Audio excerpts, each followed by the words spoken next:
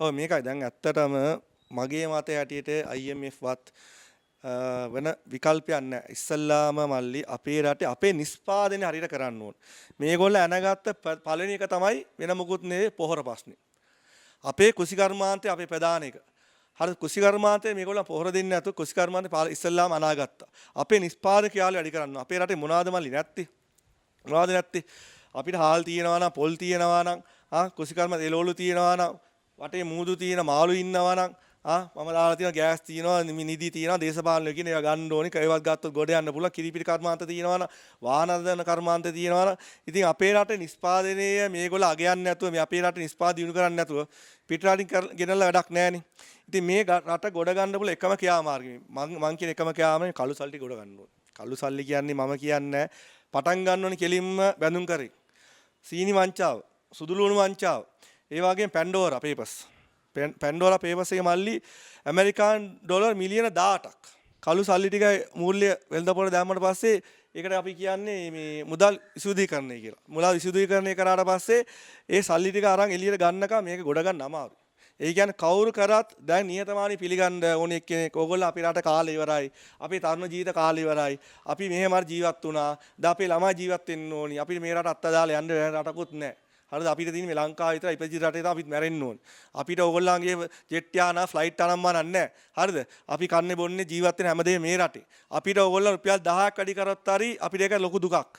අපිට ඒක දරා ගන්න බෑ. හරිද? ඒ හින්දා කවුස් සුදන වෙන්න එපා. ඕගොල්ලන්ගේ වැරදි හැම එක්කෙනාම දන්නවා. දෙයියන්ගේ නාමයෙන් වැරදි පිළිගෙන අපේ රට ජීවත් වෙන්න ඔය ගත්ත සල්ටි ආපහු දීලා යන්න. හරිද? ඒකයි මට කියන්න තියෙන්නේ. මම විශේෂයෙන් කියන්න කැමතියි. දැන් රැල්ලක් ඇටියා ජනතා විමුක්ති පෙරමුණ. ජනතා විමුක්ති පෙරමුණ කියනවා ඒගොල්ලන් හොඳ පක්ෂයක්, දූෂණ නැහැ, වංචාව නැහැ හැමදේම කියනවා. එතකොට මම ඉස්සල්ලාම ආරාධනා කරන සිටිනවා ජනතා විමුක්ති පෙරමුණේ අනුර සහෝදර කුමාරයාට ඔයා ඉස්සල්ලා විගණන ඉදිරිපත් වෙන්න. ඔයා ඉස්සලා විගණන ඉදිරිපත් වෙන්න ඕලා පක්ෂ සියලු දේ විගණන ඉදිරිපත් වෙන්න. ඕගොල්ලෝ එහෙම පරිසුද්ධ පක්ෂයන් නම් අනිවාර්යෙන් ඕලා අනාගතේ මේකට බාර ගන්න පුළුවන්. ඒකට මේ තරුණ රැල්ල ගෝල්ෆේස් ඉන්න අරගෙන කරන රැල්ල හැම එක්කෙනාගේ සහයෝගය දක්වයි අපිත් දක්වනවා. හැබැයි ඕගොල්ලොත් ඒ විදිහට කරන්න ඕනේ. ඊට පස්සේ අනිත් කට්ටියත් ඒ විදිහට කරන්න ඕනේ.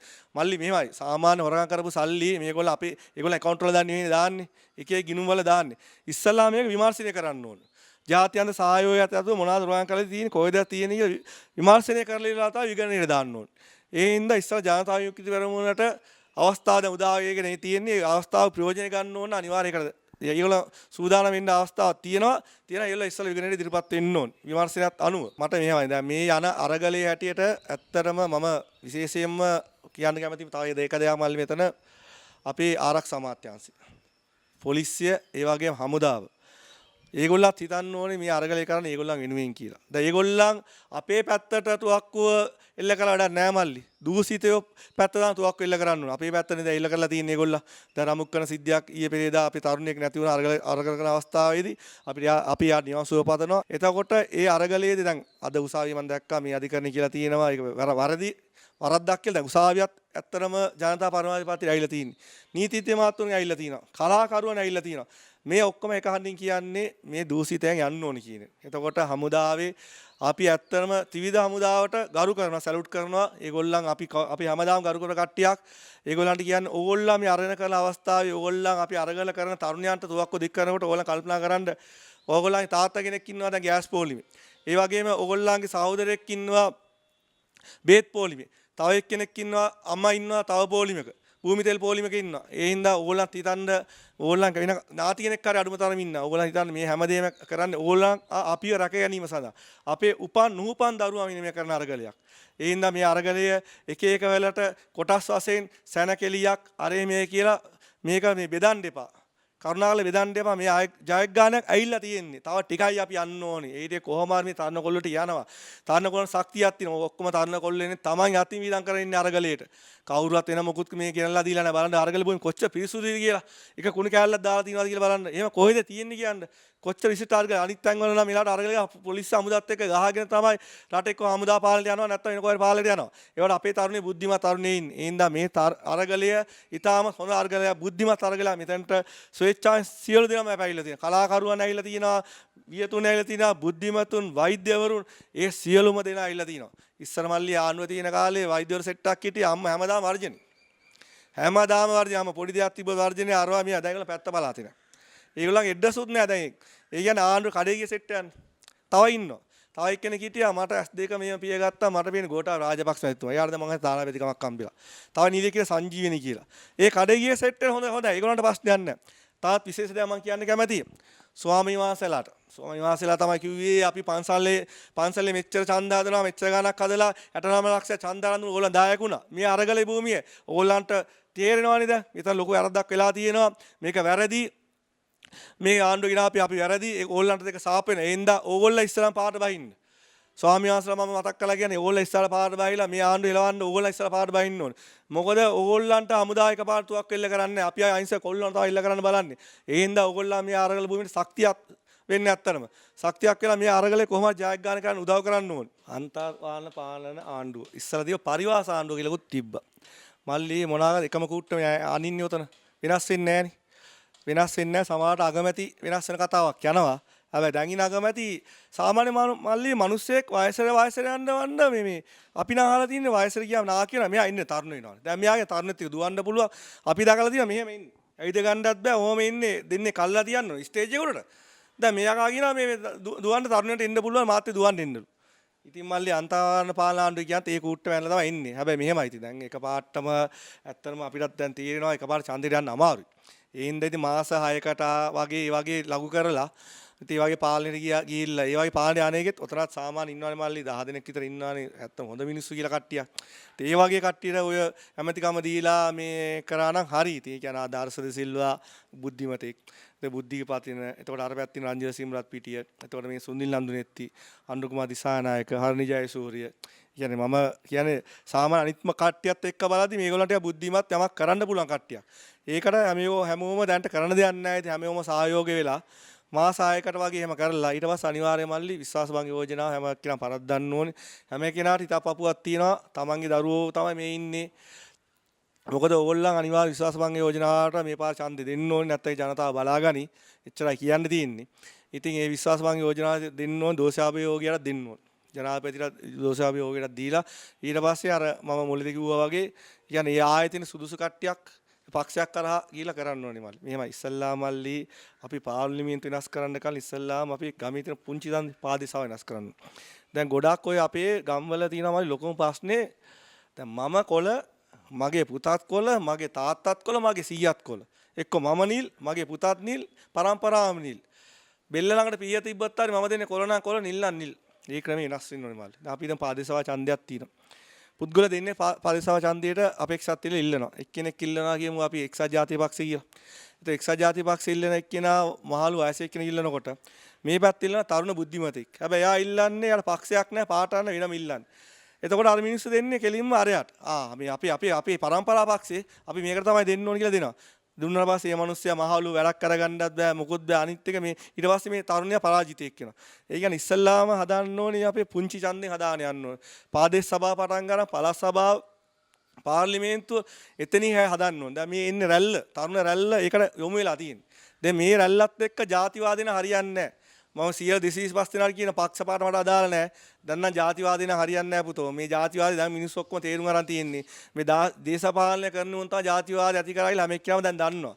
ඒ හින්දා ඊට පස්සෙත් හොඳ පාඩමක් ඉගෙන ගන්න හැම එක්කෙනාම ජාතිවාදී නම් දේශපාලනය කරන්න ඉන්න එපා ලංකාවේ. ඒ හින්දා මම කියන්නේ එතනින් හදාගෙන අපි මේ ඉස්සරහට යන්න ඕන. දැන් ඔතන දැන් 11 කල්ලියක් කියලා එකක් ආවනේ. ඔය 11 කල්ලියත් ඒ අමාත්‍යංශ සිට විමල ඊරවංශලා උදේගම්මන් පිළලත් හිටියේ ඔය ආණ්ඩු හිටියේ අමාත්‍යංශ කරා අර මේ කිව්වා. දැන් කිව්වා නම කපුට කාක්කා කියලා බැසිල් රාජපක්ෂ ඇමැතුව මුදල් ඇමැති කරා. එයා එඩ්ඩසුත් නැහැ. එයා දැන් කොරෝනා කියලා ගියා. එයාගේ කතාවක් නැහැ මොකුත් නැහැ. දැන් කියලා රටින් පයින්නවා. ඒ හින්දා මම කියන්නේ අපි ස්වාධීන අධිකරණයක් තියෙනවා. අධිකරණය අනිවාර්යයෙන්ම ගුවන් බලපත්‍රය හැම එකම අවශ්‍ය කරන්න ඕනේ. දූෂණ සම්බන්ධ කට්ටිය සියලු දෙනා විගණනය කරලා විමර්ශනය කරලා ඉස්සලා විමර්ශනය කරලා ඊට පස්සේ විගණනය කරලා සම්පූර්ණ සල්ලි ගන්න ඕන. පක්ෂපාත අදාළ නැහැ අපේ සල්ලි කරනවා අපේ සල්ලි අපිට දෙන්න. අපේ සල්ලි ටික දීලා ඔයගොල්ලෝ යන්න ඕන දිහාට යන්න ප්‍රශ්නයක් නැහැ. ඒ සල්ලි ටික ඔක්කොම ගන්න ඕනේ. ඒ සල්ලි ටික ගන්න නැතුව මේ රට ගොඩ ගන්න බෑ. ඇත්ත කතාව ඒකයි. පාකිස්තානය කරන්න පුළුවන් ඊට වඩා බුද්ධිමත් මිනිස්සු ඉන්නේ ලංකාවේ. බුද්ධිමත් තරුණයෝ ඉන්නේ. ඒ හින්දා මේ රැල්ල නවතින්නේ එක්ක මේ වෙනස් වීම සිදු වුණාට පස්සේ තමයි. අනිවාර්යයෙන් මේ හොරකම් කරලා සල්ලි ටික හම්බ වෙනකම් මේ රැල්ල තියෙයි. නොනවත්ව තියෙන මොන ප්‍රශ්නයක් ආවොත් මරණොත් හරි කමන්නේ නැහැ කියලා මේ රැල්ල කරන්න වෙලා තියෙන්නේ. කරන්න බෑනේ මල්ලි ජීවත් වෙන්නේ කොහොමද කියන්නේ. දැන් අපි කොහොම හරි ජීවත් වෙනවා. වතු කරේ බලන්න රුපියල් 800යි පඩිය. රුපියල් 1000 පඩියක් දෙන දෙයක දුන්නෙත් නැහැ තාම. හරිද? ඒගොල්ලන් පව්. ඇත්තම වතු කරේ ඉන්න එක එක කැමැතිලා එනවා. අරයා එනවා, මෙහෙන් ආවා, ඉන්දියාවෙන් ආවා. එක එක උන් ඇවිල්ලා තාමත් ඒගොල්ලන් මේ මට්ටේ. යටිදලා පාස්කම් කිසි දෙයක් ඇත්තෙත් නැහැ. ගෙවල් දැක්කම අපිට දුක හිතන මේ මිනිස්සුන්ගේ ගෙවල් දැක්කම තාම අධ්‍යාපන ලබා දීලා නැහැ. ඉතින් ඒගොල්ලන් කොහොමද රුපියල් 800න් ජීවත් වෙන්නේ කියන්නකො. අද වේදී පාන් ගිර රුපියල් 140. පෙට්‍රෝල් 100 300කින් වැඩි කරා. ගෑස් 100 300කින් වැඩි කරා. එතකොට සිමෙන්ති රුපියල් 900 තිබ්බ සිමෙන්ති රාද රුපියල් 3000යි. ඒතකොට කම්බි ගත්තාම කම්බි රුපියල් 500 තිබ්බ කම්බි රුපියල් 2000යි. බිස්නස් ඔක්කොම කඩා වැටිලා. 100 300 400කින් වැඩිලා තියෙන්නේ.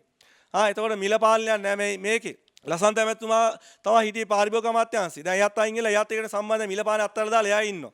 හැම එකක්ම වැඩි. සබන් කැට රුපියල් 170යි. රුපියල් 50 තිබ්බ සබන් කැටයක්. ඉතින් කොහොමද යකෝ මේ ජීවත් වෙන්නේ? සමහරුන් යනවා මේ ගෝඨා ඕනේ අපිට ගෝඨා ඕනේ කියලා. ඉස්සල්ලාම යනොන්ට මං කිය රුපියල් 5000 කඩේ යන්න එපා ඔයගොල්ලන් හරිද? ওই 5000 කඩේ ගියා නම් මිනිහා ගියා නම් ගෙදර ඉන්න වයිෆ්ලා ඔක්කොම ගහලා එලවන්න. රුපියල් 5000 කරාට වැඩක් නැහැ. ඊට පස්සේ මෙතන බඩු මිල වල විඳින දුක ළමයි ඉස්කෝලේ ආව ගන්න බෑ.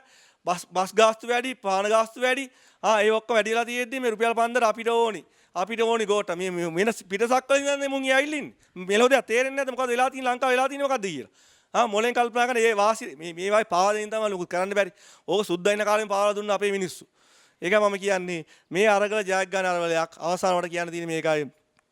ගෝඨාව ජනාධිපතිතුමනි ඔබතුමා වැඩි කරලා තියෙනවා නම් ඔබතුමා මේකට සම්බන්ධය තියෙනවා නම් ඔබලා කිව්වා මේ අර්බුදයේ මා විසින් නිර්මාණය කළ අර්බුදයක් නෙවෙයි කියලා. ඔබතුමා අයිනෝට එහෙම නෙවෙයි කිව්වේ. LOC කණින් යදන් එනවා. බැඳුම් කරේ සල්ලි ගන්නවා. අපි ඒ විශ්වාසයෙන් අපි ඔබතුමාට ඡන්දෙ දුන්නේ. හරිද? මේක කියවම 8 ලක්ෂෙම දුන්නේ ඒ විශ්වාසයෙන්ද.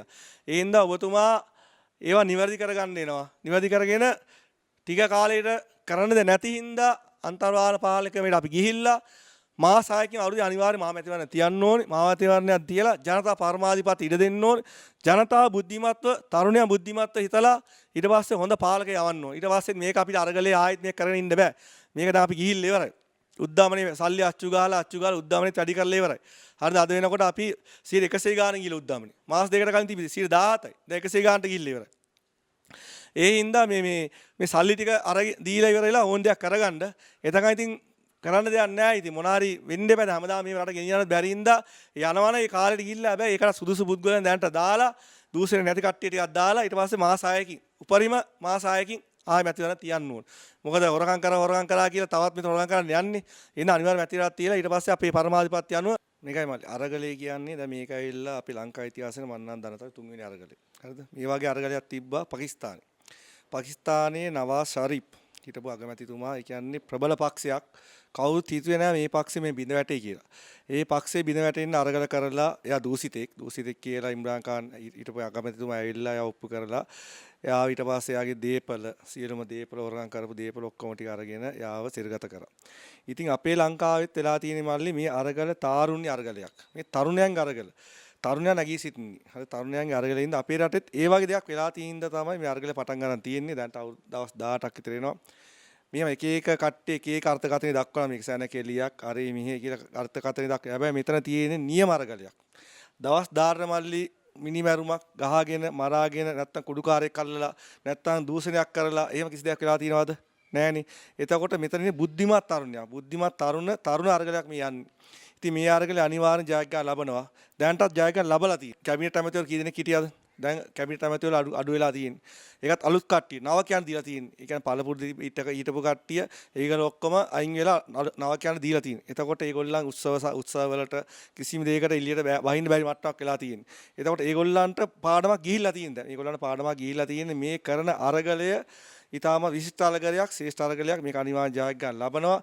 තරුණයන්ගේ හැඟීම් මේ රට තරුණ නැගිටලා තියෙන්නේ දැන්. මේ නැගිටීම අනිවාර්ය ජයග්‍රහණයක් වෙනවා. ඒක නිසකයි. ඒ ගැන කතා කරන්න වෙන වචන නැහැ මට. අතරම මේ ආණ්ඩුව ආවේ ජාතිවාද අවසල.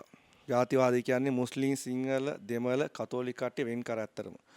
පාස්කු පහරෙන් ඒ වගේම වද කොත්තු වද යංගී කියන්නේ එක එක දේවල් කියන්නත් බෑ. පොඩි ළමයි මේ බලන ඇති මේ වීඩියෝස් එකේ ඉන්න මට කියන්න බෑ. ඒ වගේ දේවල් එක දේවල් ගෙනල්ලා තමයි මේගොල්ලෝ මේ අතර මේ බලයට ආවේ. ඒ වුණාට මේක දැන් මේ තරුණ රැල්ල මේක දන්නවා මේක ඇත්තරම කරේ බොරුවක් මුසාවක් කරේ. ඒ හින්දා මෙතනින් එක ගොඩ නැගිච්ච එකම දේ ඇවිල්ලා මල්ලි මේ ජාතිවාදී නැති වෙච්ච එක. මමත් ගෝල් ෆේස් ගියා මල්ලි. ගෝල් ෆේස් කියන වෙලාවට මේ දවස්වල අපි උපවාස කරනවා.